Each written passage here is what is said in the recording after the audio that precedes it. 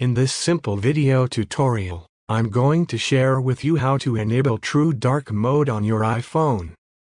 If you want your iPhone in a deep dark mode to reduce eye strain by minimizing blue light and glare, just follow these easy steps. Long press on your home screen and tap Edit. Go to Customize and select Dark. Make sure your appearance is set to dark mode here to make your device look even darker. Now to enhance it further, head to your iPhone settings.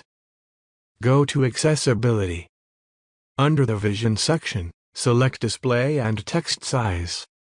Scroll to Reduce White Point, turn it on, and set the intensity to 75%. This will significantly darken bright elements and reduce eye strain.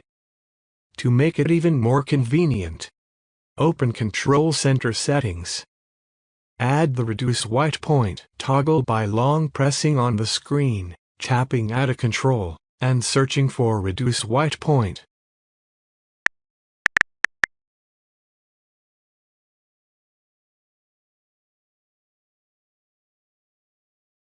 Now you can quickly turn true dark mode on or off directly from your control center. And that's it.